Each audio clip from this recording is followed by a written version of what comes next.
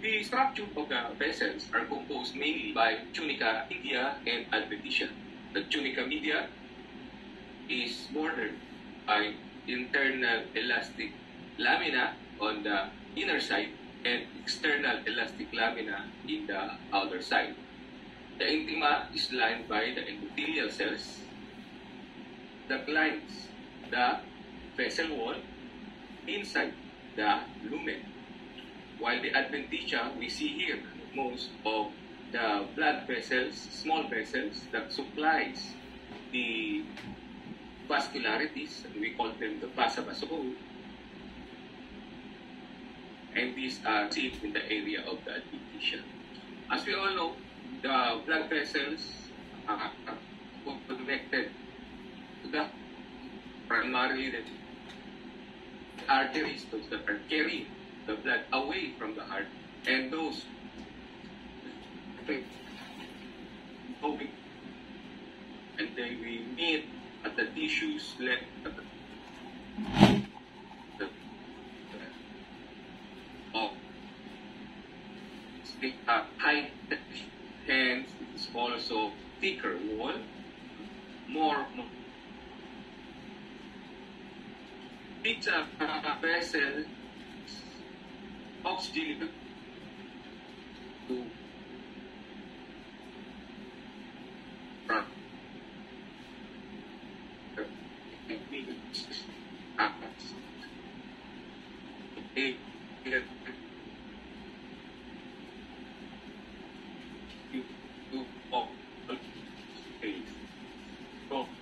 to the heart is circulation. So, as mentioned, high pressure on the arterial side and pressure in the venular side. Or elastic, I take the brand, so pulmonary arteries. We also have the arteries that are not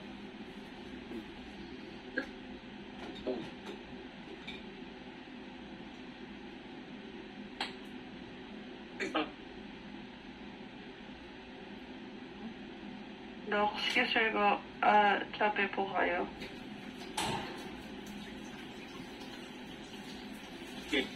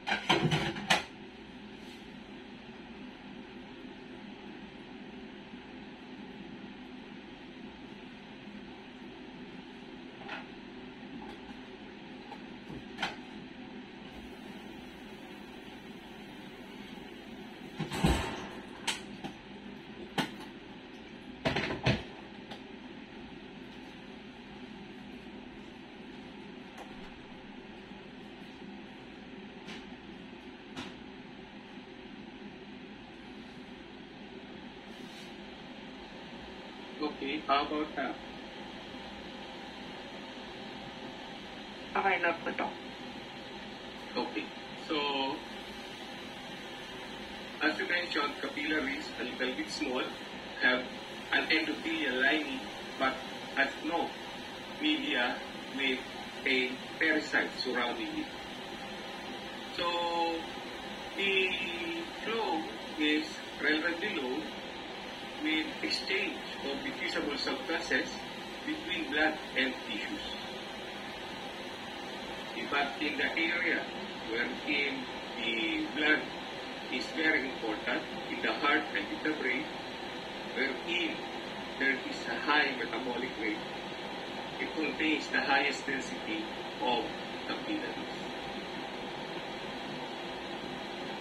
So venules, as we mentioned earlier, after the capillaries, we have the post-capillary venules, wherein most or some vascular leakage and leukocyte oxidation would occur. Then it will join with collecting venules going to the small, medium to large veins to again move back into the circulation going back to the right side of the heart. The veins have larger diameters with larger lumens, but thinner and less organized vascular wall. Since it has bigger diameter, it contains 2/3 of the total blood volume. The less rigid walls, it may also dilate with compression.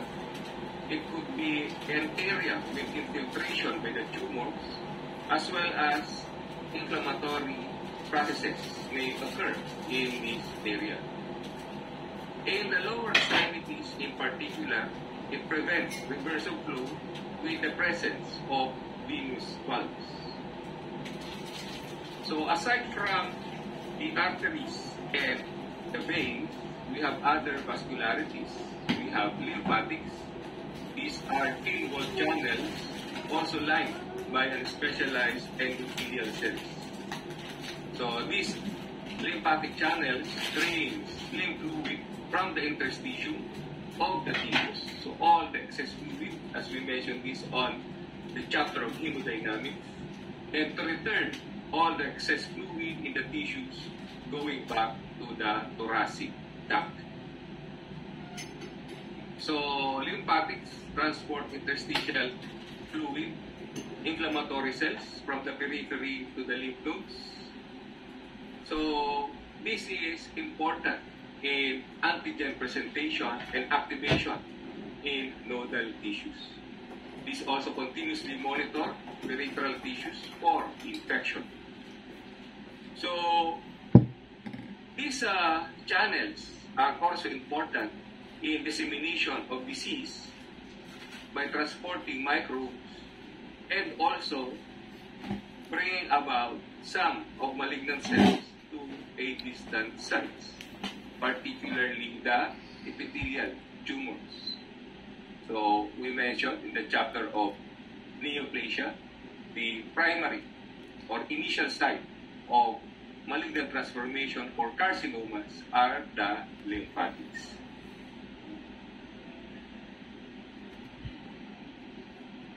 So vascular anomalies, congenital vascular anomalies, we have formation of developmental or perianeurysm. So these are area of dilatation. So it may occur in cerebral vessels, and with this dilatation, they may enlarge and they may tend to rupture, causing bleeding in the area. And when this is involving the area that are large vessels, so the bleeding may be profuse and may be fatal.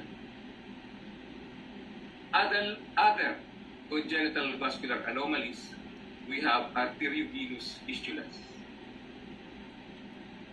These AV fistulas are direct connections between arteries and veins that bypass the capillaries. So it occurs mostly as a developmental defect, but may also result from arterial aneurysm that ruptures in the adjacent vein, presence of penetrating injury that have an injury to the arteries and veins, and inflammatory necrosis of adjacent vessels. They may develop AV fistula. AV fistula may also be surgically generated to provide access, particularly in treatment, hemodialysis. So this AV fistula may rupture and may lead to hemorrhage. Another congenital vascular anomaly, we have fibromuscular dysplasia. Fibromuscular dysplasia are focal irregular thickening in the medium and large muscular vessels, like in the renal, carotids, and other vascularities, and usually of unknown cause. Medial and intimal hyperplasia, together with fibrosis, this will cause an area of thickening of the segments of the vessel wall, and with this thickening of the vessel wall, it will compress the lumen, causing a luminal stenosis. Sometimes with this thickening, they may be described as string of beads appearance, and they can lead to aneurysm and likewise rupture. Another anomaly is anomalous coronary artery origin. So here, it occurs from a developmental anomaly in which the coronary arteries arise over the same coronary crest of the aortic valve. So the coronaries arise in a different area that may lead to a abnormality in the flow, leading to an increased risk for cardiovascular diseases. So what would be the response of a vessel to an injury? So first, we have the vascular lining, the endothelial cells. These are formed by a specialized lining epithelium, and they have a distinct gene expression profiles and their behavior and their morphologic appearance. So the function of endothelial cells is to maintain blood in fluid state. They modulate the medial smooth muscle tone, metabolize hormones, regulate inflammation, and affect the growth of other cells, particularly the smooth muscle cells. So here, tabulated in your book is the properties of endothelial cells plus its functions.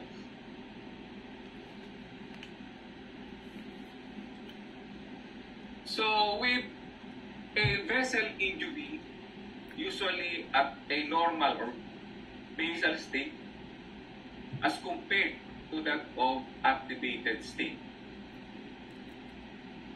So if there is presence of changes, as we mentioned or discussed in the chapter of hemodynamics, with a turbulent flow, presence of inflammation, presence of increase in pressure, infectious agents such as viruses, hypoxia, so this will lead to an activated state of the lining.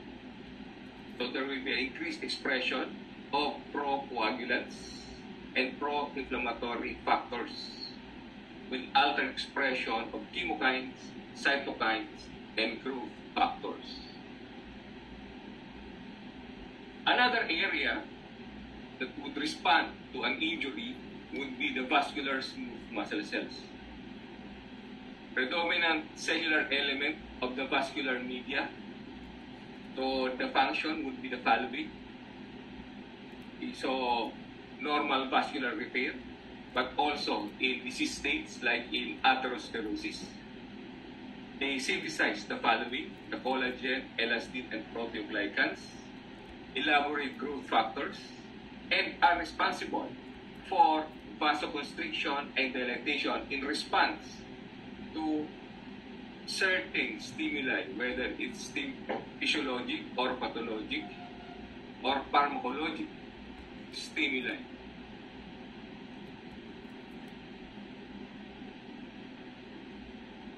So, intimal thickening is a characteristic response to a vascular injury.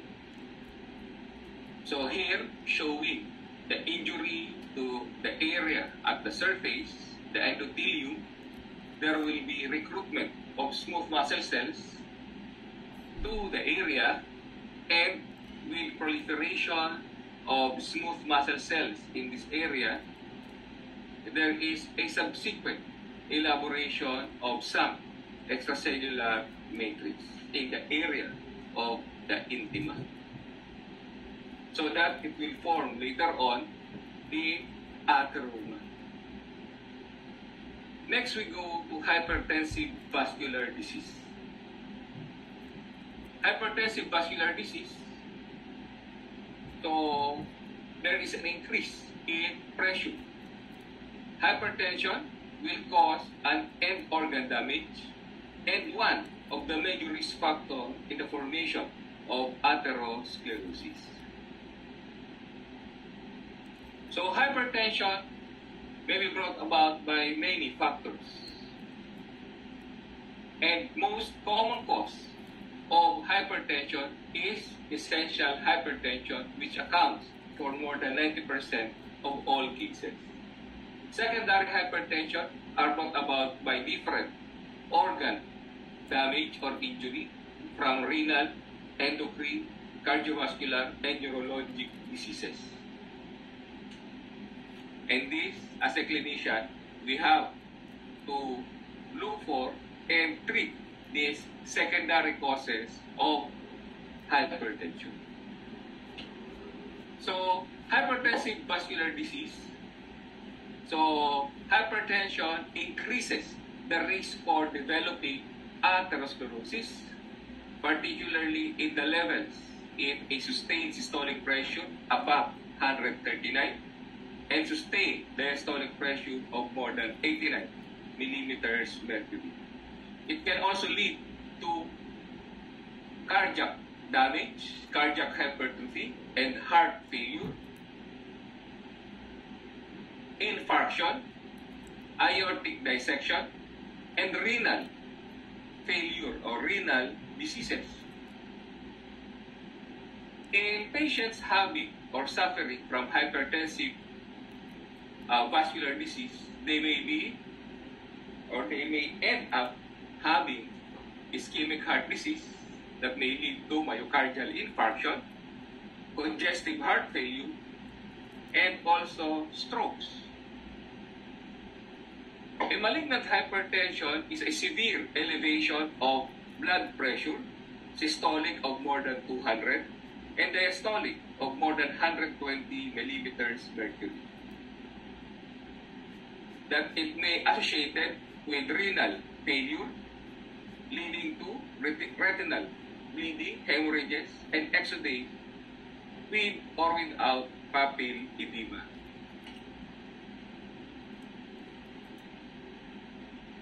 So, the blood pressure is shown by this formula with the cardiac output and peripheral resistance. Cardiac output is affected by blood volume and the cardiac factors, heart rate and contractility. Then the peripheral resistance, the vessels, resistance vessels, affected by the following factors. So that will comprise the blood pressure.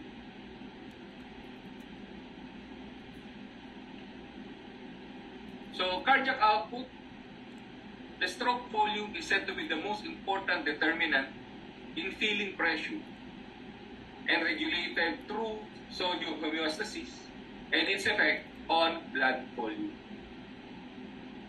While heart rate and myocardial contractility is regulated by the alpha and beta adrenergic system, that also have an important effect on the vascular tone.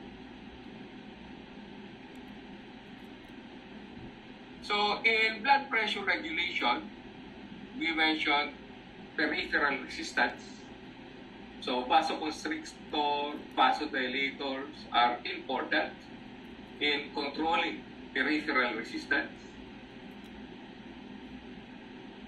So there's increase in blood flow induces vasoconstriction to protect tissues against hyperfusion through auto-regulation.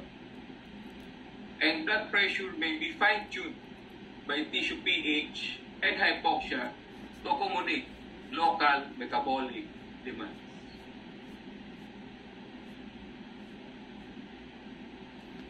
So we mentioned importance of the sodium ions in regulation of blood pressure. So kidneys influence peripheral resistance and sodium excretion retention through the renin-angiotensin system together with prostaglandins and nitric oxide. Adrenals through aldosterone system and myocardium through natriuretic peptide.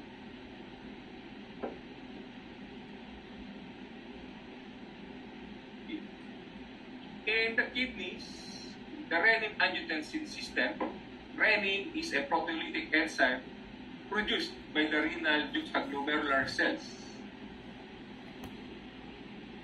So these are released in response to a decrease in the pressure of the blood in afferent arterioles. Elevated levels of these, of circulating catecholamines, have associated decreased levels of sodium in the distal convoluted renal tubules. So, in the end, we may encounter low glomerular filtration rate, low carbon oxide, increased sodium resorption by the proximal tubules will happen.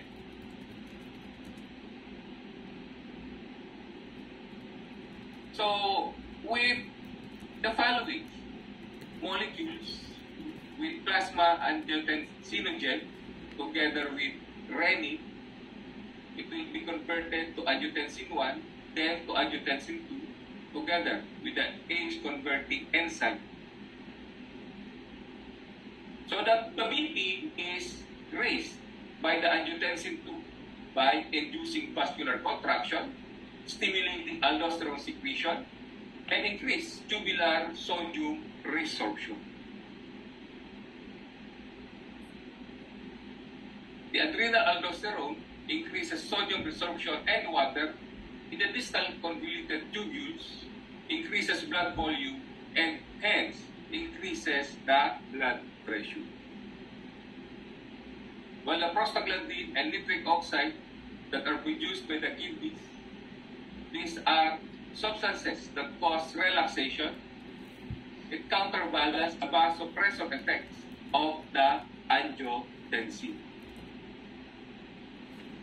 While the myocardial natriuretic peptide, they are released in response to volume expansion, inhibit sodium resorption in the distal renal tubules, leading to sodium excretion and diuresis.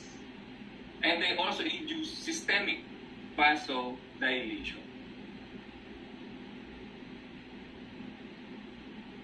So the things that we have mentioned, coming from the kidneys, the heart, and in the adrenals, they will cause or control decrease and increase in the blood pressure through the following mechanism.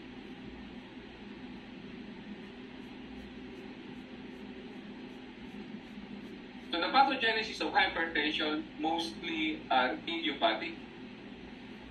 They may be resulting from interacting genetic and environmental factors, small changes in renal sodium homeostasis, and or vessel wall tone or structure.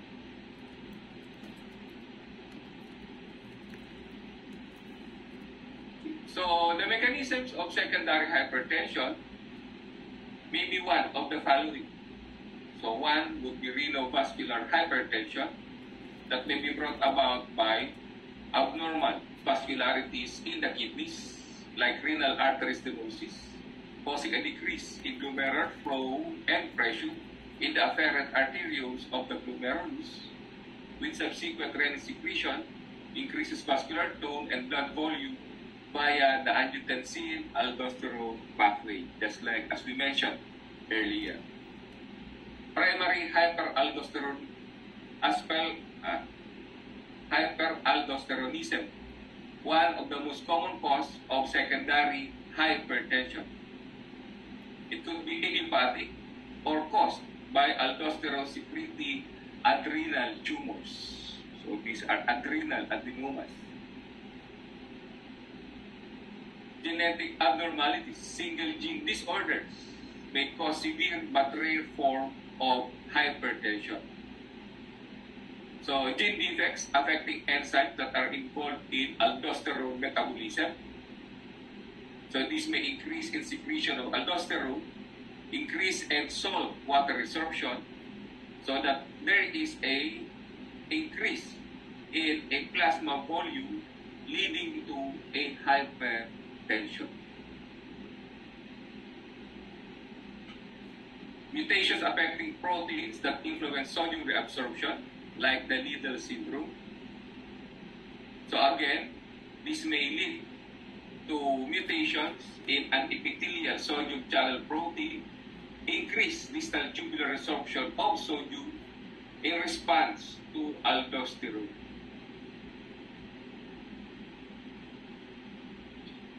Several gene disorder cause relatively rare forms of hypertension by altering net sodium reabsorption in the kidneys.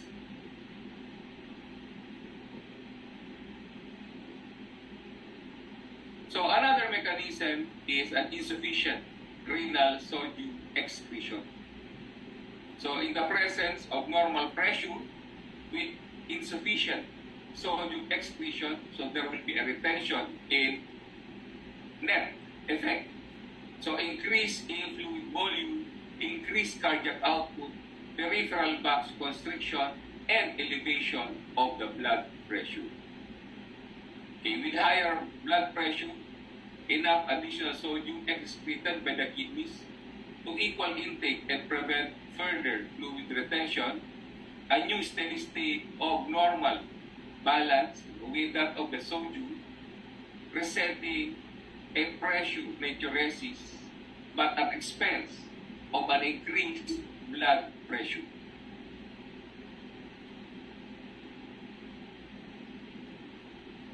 Vasoconstrictive influences.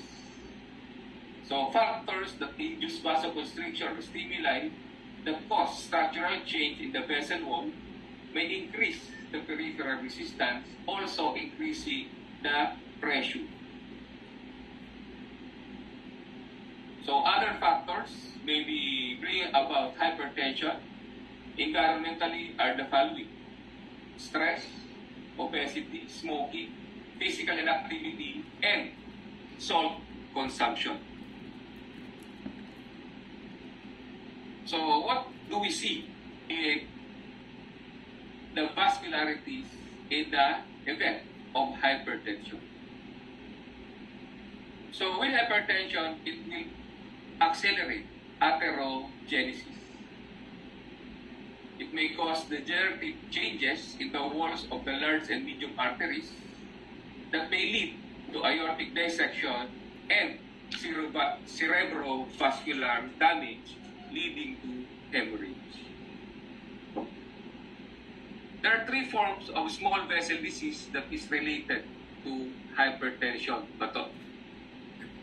pathologic-wise. So we have hyaline arteriolosclerosis, hyperplastic arteriolosclerosis, and additionally we have pulmonary hypertension.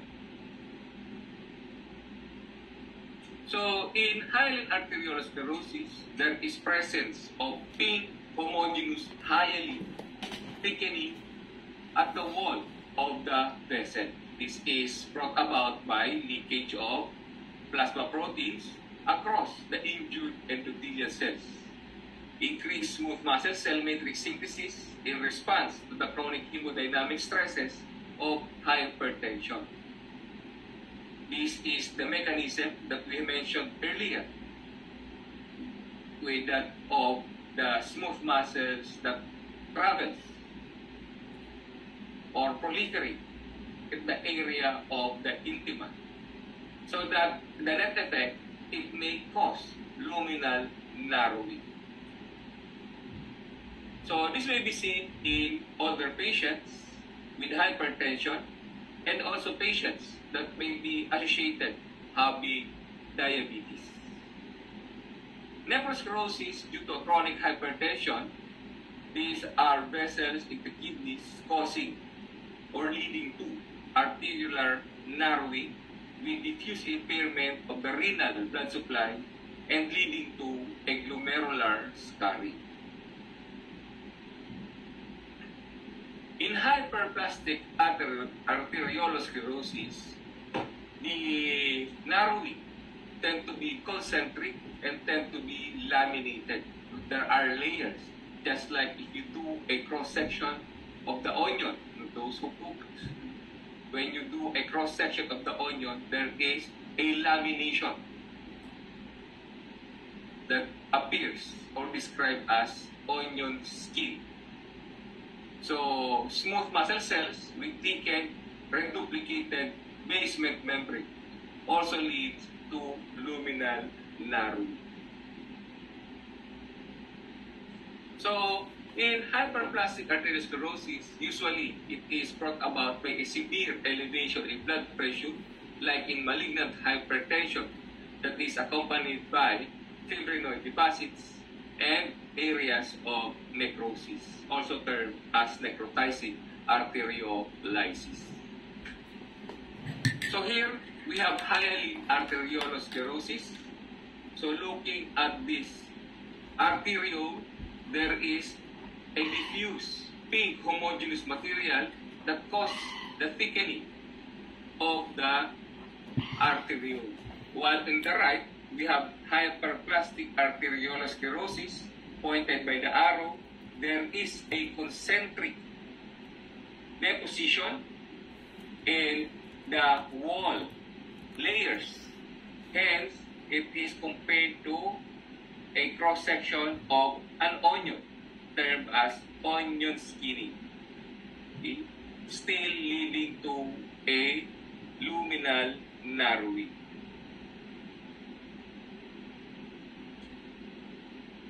Then we have pulmonary hypertension.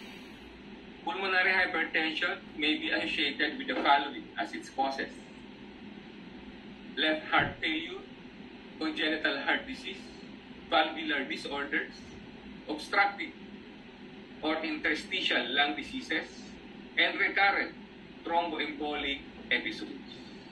Usually with pulmonary hypertension, what we see morphologically is the presence of fibrotic intimal thickening due to a medial hyperplasia.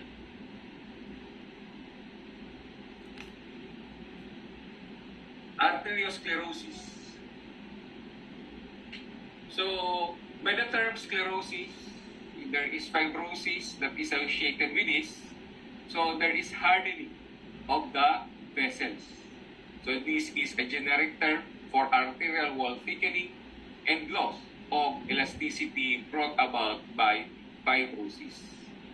There are 4 general patterns that have been associated with arteriosclerosis. So, 4 general patterns. We have arteriolosclerosis, Monckeberg's medial sclerosis, fibromuscular intimal hyperplasia, and atherosclerosis.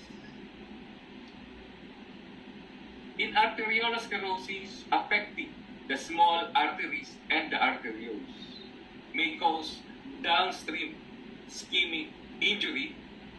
So, 2 anatomic variants, we have the hyaline and hyperplastic arteriolosclerosis that we also mentioned earlier. Then we have Monckeberg's medial sclerosis. So these are characterized by foci of calcification in the wall of the muscular arteries, typically involving the internal elastic membrane.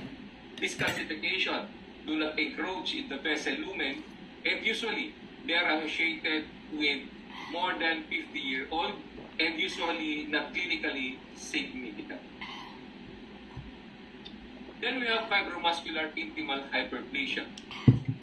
These occur in muscular arteries larger than arterioles. associated with healing response due to inflammation or mechanical injury. This may lead to stenosis of these vessels that are involved. Atherosclerosis, so there is hardening of the vessel wall, and is said to be the most frequent and clinically important pattern of atherosclerosis. So atherosclerosis, risk factors are the following: elevation of lipid, the cholesterol levels, environmental factors like smoking and hypertension. So these are said to be an acquired risk factors.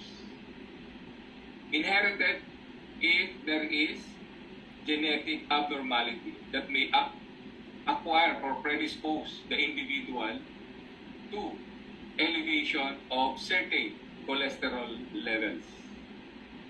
Then we also have the gender and associated risk factors.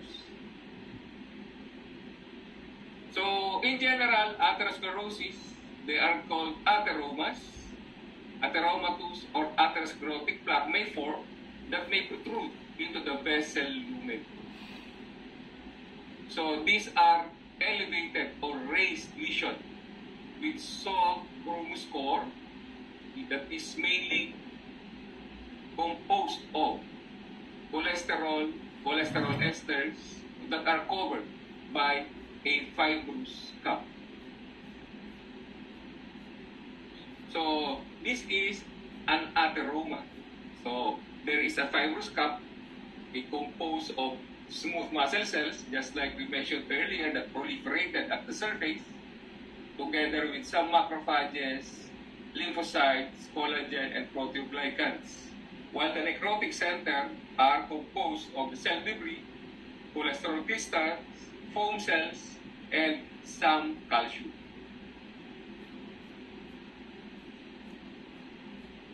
So, atherosclerosis, there are the major risk factors in formation of atherosclerosis. And they are further subdivided generally into non-modifiable and modifiable risk factors. Non-modifiable are genetic abnormalities, so inherently it's within us, presence of a family history, our age increasing, we cannot do away with increasing age, and also the gender, male, is more associated with atherosclerosis than females. Then those that are modifiable risk factors: hyperlipidemia, hypertension, cigarette smoking, diabetes, and inflammation. Hence, we do intervention in these following areas that are modifiable.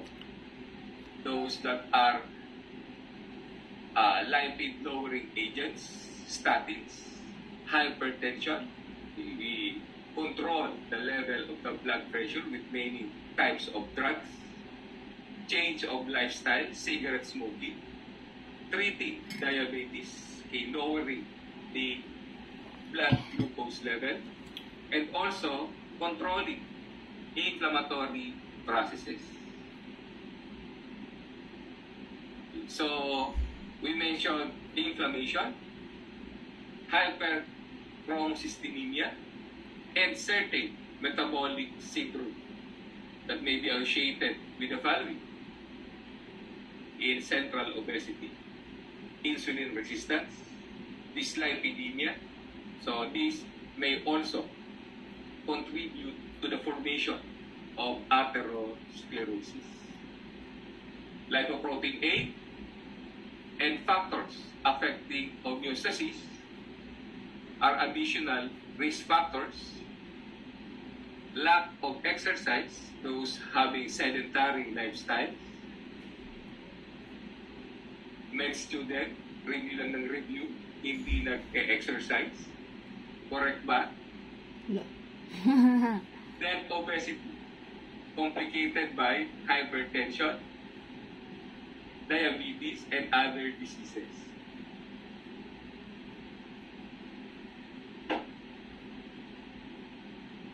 So, the pathogenesis of atherosclerosis, so we mentioned earlier, response to injury by the vascularity.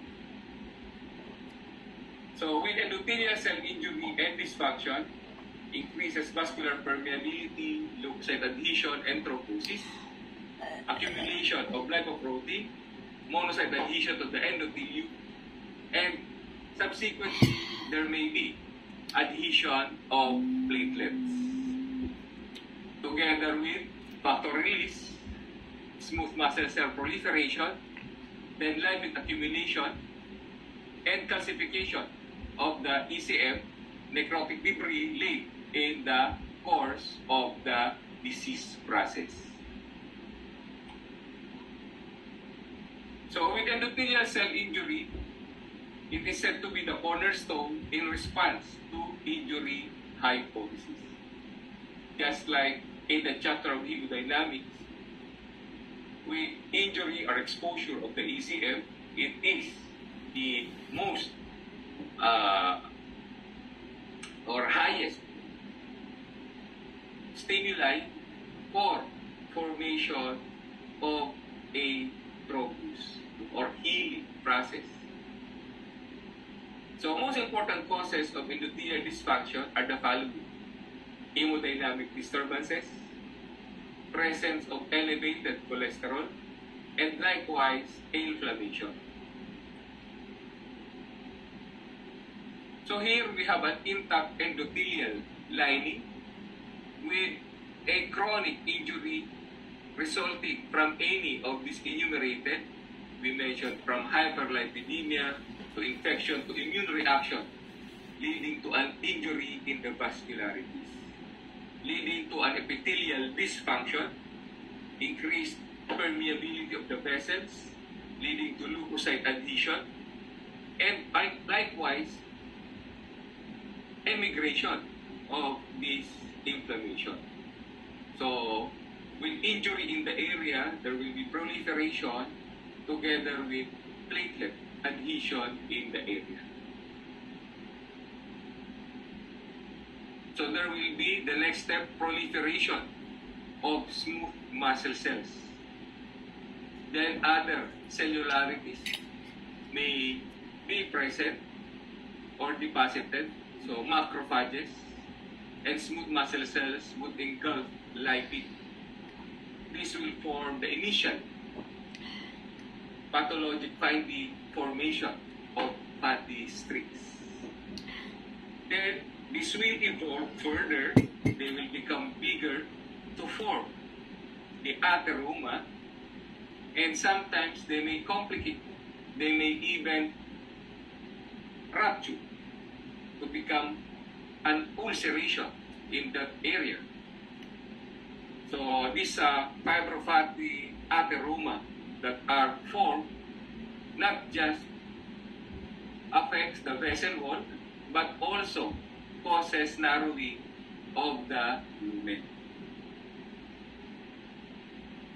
So here is the cellular interactions that happens in atherosclerosis. So we mentioned from the endothelial lining, there will be a proliferation of cellularity together with smooth muscles in between the endothelial cells and the internal elastic membrane, wherein there will be formation of the atheromatous plaque. So initially in this left tissue, grossly we see a fine streaks of yellow material we call fatty streaks. Under the microscope on the right, we see this deposited lesion at the surface. So just below the endothelial lining in the tunica intima. Then they may progress, they may become thicker, forming a gross atherosclerotic lesions And on the right, there may be some ruptures causing the lesion that we see here in the right picture. Additionally, appearance of atheromatous plaque cross-section. So there is narrowing of the lumen that are seen in picture A as well as in B. So there is a component that we mentioned earlier with atheromatous or atheroma. So we have a fibrous cup and a central necrotic center wherein cholesterol and other lipids may be present.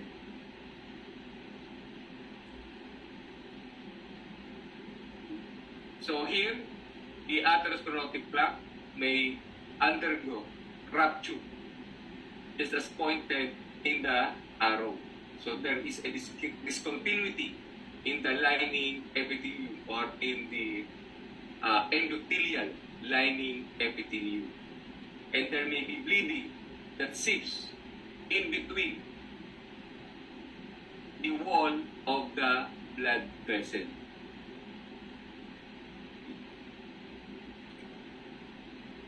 So what are the consequences of atherosclerotic disease? It may lead to myocardial infarction because with a decrease or narrowing of the lumen, there will be a decrease in blood supply as well as decrease in the oxygenation level of the heart. Cerebral infarction or stroke, aortic aneurysm, and peripheral vascular disease may be associated with atherosclerosis. So what are the features responsible for the clinical pathologic manifestation? Is the stenosis, the plaque change, thrombosis, and vasoconstriction. So stenosis, so narrowing of the lumen of the vessels, leading to ischemia. So this may be seen in the mesenteric occlusion, leading to bowel ischemia, cardiac death, chronic ischemic heart disease, and in the brain may be associated with ischemic encephalopathy and intermittent claudication. Acute plaque change may be associated with exposure of highly thrombogenic plaque constituents.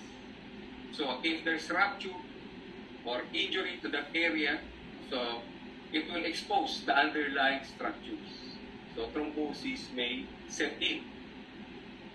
So erosion and ulceration, same thrombogenic events may happen, and hemorrhage into the atheroma.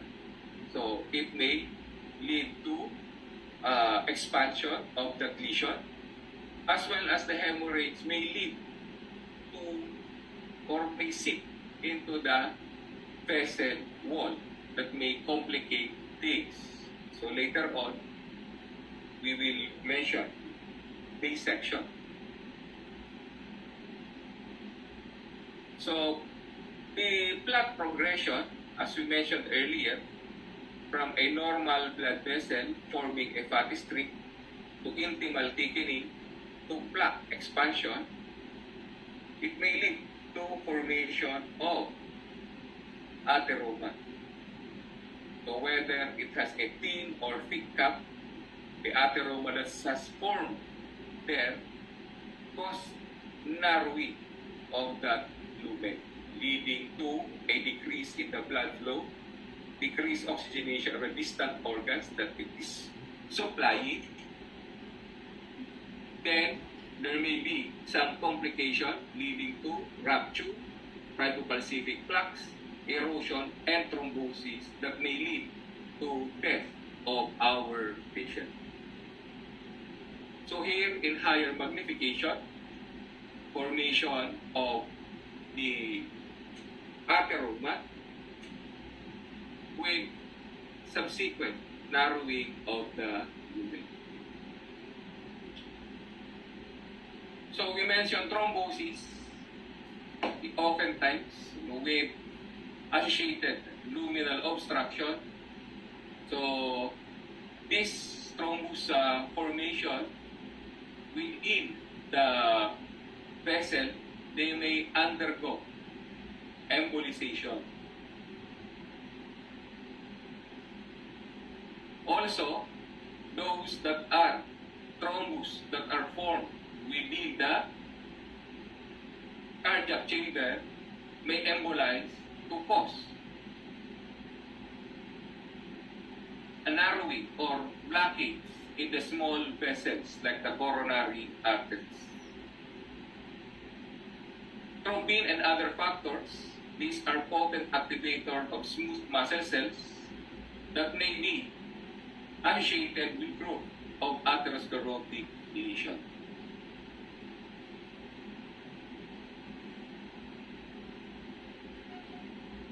Vasoconstriction may also happen. So usually may be seen at the sites of atheroma, and this may be stimulated by circulating adrenergic agonists, locally released by platelet contents, endothelial dysfunction, and mediators released from perivascular inflammatory cells. But in not so common instances, we may encounter vasoconstriction even without vascular pathology.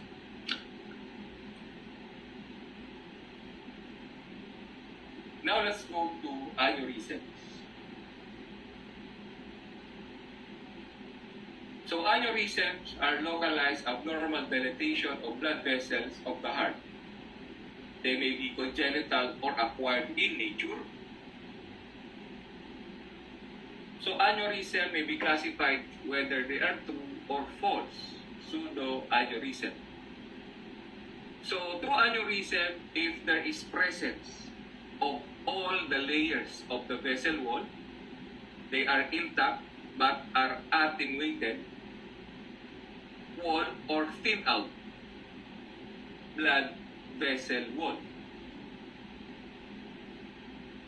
While it's said to be false or pseudoaneurysm if the defect in the vascular wall may be associated with an extravascular hematoma that may have freely communication with intravascular space.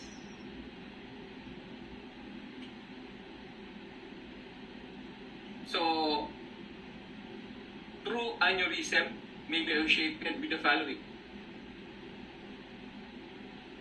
with atherosclerotic events, a congenital vascular aneurysm, and ventricular aneurysm that follows a transmural myocardial infarction.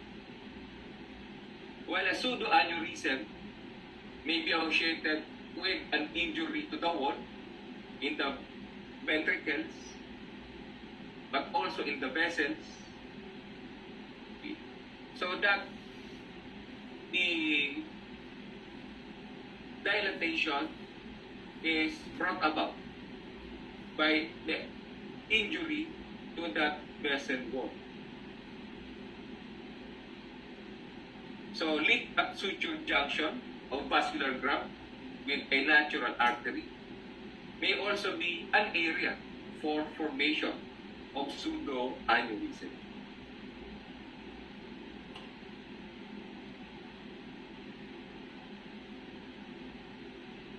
So aneurysm may also be described as to its appearance: saccular, spherical outpouching,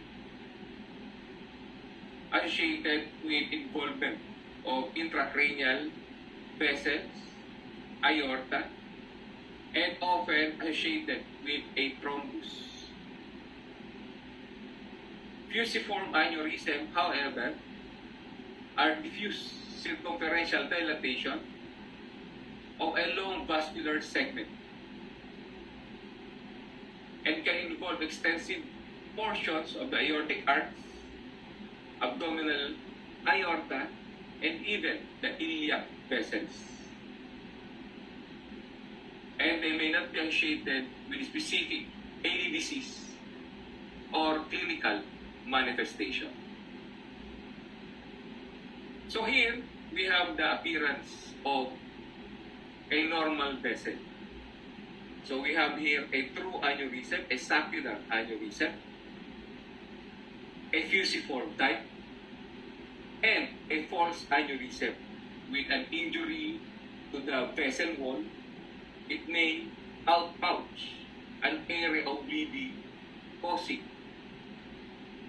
an appearance of aneurysm-like formation. So, what is the pathogenesis of aneurysm? It brought about by structure and function of connective tissue within the vascular wall is compromised, presence of defects in synthesis or breakdown of connective tissues. So, intrinsic quality of the vascular connective tissue is poor, may lead to formation of aneurysm. This may be due to a defective collagen. One example is the Ehlers-Danlos syndrome. So, the individual may be prone to formation of aneurysm. Abnormal transforming growth factor beta signaling. So, excessive activity of TGF-beta alters vascular wall remodeling, that it will eventually lead to aneurysmal dilatation. Associated with this condition would be Marfan syndrome and Loeys-Dietz syndrome, associated with defective synthesis of fibrillin and increased activity in the transforming growth factor beta respectively.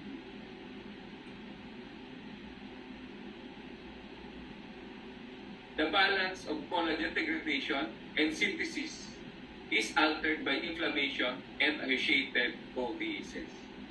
So again, these factors may also lead to formation of aneurysm from increased expression of matrix metalloproteinases to decreased expression of tissue inhibitors of metalloproteinases. Vascular wall weakening through loss of smooth muscle cells or inappropriate synthesis of non-collagenous or non-elastic ECM. So again, this will predispose individual to aneurysm formation. This is brought about in some instances with ischemia due to atherosclerosis, systemic hypertension, and tertiary syphilis. So here, we have a cross-section of the vessel wall in patients with Marfan syndrome, showing a fragmentation of elastin in the picture A.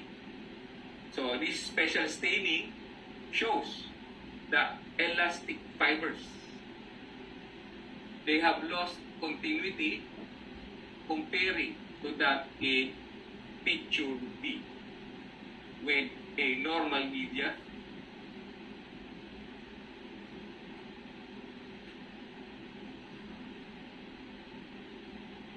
So, the most important causes of aortic aneurysm, one would be atherosclerosis, another is hypertension.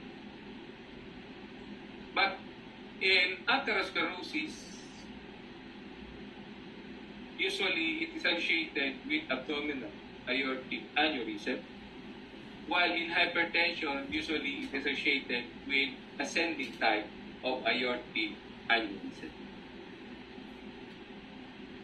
So other factors that are associated with formation of aneurysm are the following. Again, advancing age step, smoking, trauma, vasculitis, congenital defects, particularly involving the vascularities, infections like mycotic aneurysm. So, a mycotic aneurysm can originate from the following: with a septic embolus, extension of adjacent suppurative process, or a circulating organism affecting the arterial wall. In abdominal aortic aneurysm, so we mentioned earlier that it's more commonly associated with atherosclerosis as its major cause, but also associated in men, smokers, and rarely developed before the age 50. Most common sites are the abdominal aorta and also in the common iliac vessels or arteries. The appearance of abdominal aortic aneurysm, so usually located between the renal arteries and the bifurcation of the aorta. It could be saccular or fusiform, usually more than 3 centimeters in size, and maybe involving up to 25 centimeters in length.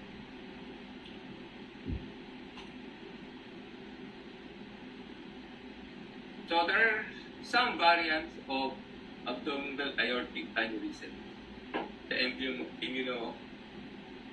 immunoglobulin G4 related disease, the inflammatory and the mycotic abdominal aortic aneurysm.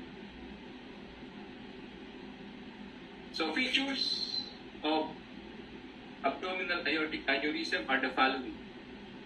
So pulsating abdominal mass is quite important, and for individuals that are thin, you can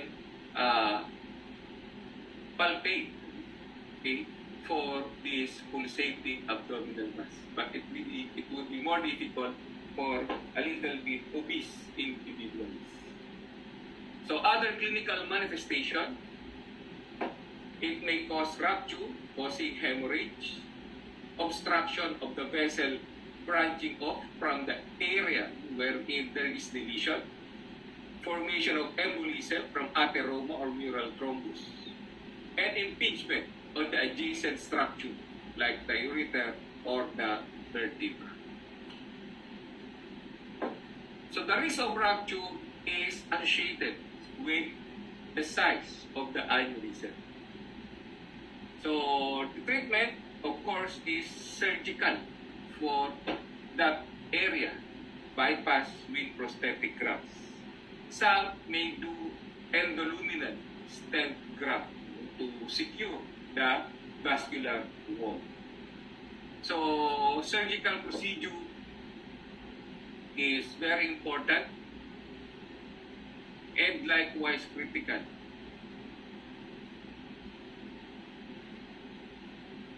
For thoracic aortic aneurysm, so most commonly associated with hypertension. So other causes associated with thoracic aortic aneurysm are some of congenital or inherited defects like the Marfan syndrome and Loeys-Dietz syndrome. Signs and symptoms associated with thoracic aortic aneurysm, depending on its size and the organs that may be involved with its dilatation and enlargement. So it may lead to respiratory difficulties if there is encroachment of the lungs and airways, difficulty in swallowing if involvement of the esophagus may be associated, persistent cough, pain if there is erosion in the bone, cardiac disease, aortic valve dilatation with valvular insufficiency and narrowing of the coronaries, or there may be rupture that may be leading to hemorrhage in the area. Now let's go to dissection. Aortic dissection is when the blood seeps in between the vascular wall. So it separates the lamellar plane of the vessel wall, the media, wherein the blood would fill within the aortic wall. So just like in the false aneurysm, blood gets into the vessel wall. So in aortic dissection, there are two groups of patients. Men that age between 40 to 60 with antecedent hypertension, and younger adults with systemic or localized abnormalities of connective tissue disorders like Marfan syndrome.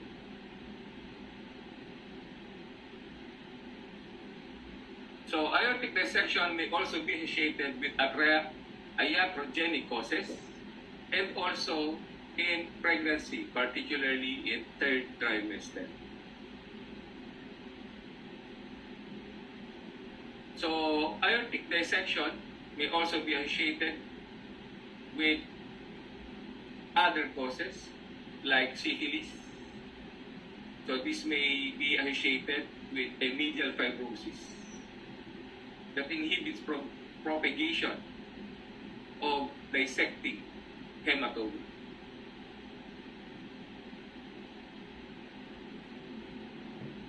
So hypertension and connective tissue disorder is very important in the pathogenesis of aortic dissection.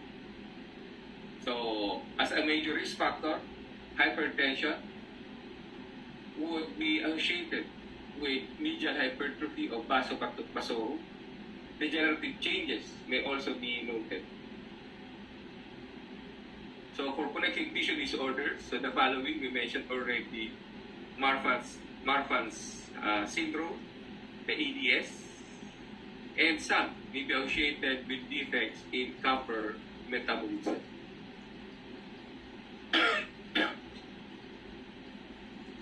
So the morphology of dissection. There may be cystic medial degeneration that may be present. Inflammation may be absent.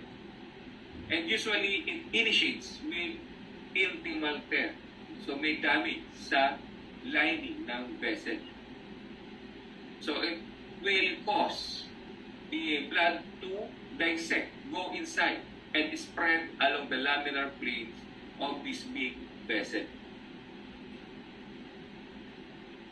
So sometimes we may encounter a double-barreled aorta. So this is brought about by an injury to the aorta. Meron silang primary tear and secondary or second distal intimal tear, causing a double-barreled aorta. Sometimes it may also form false channels that can be endothelialized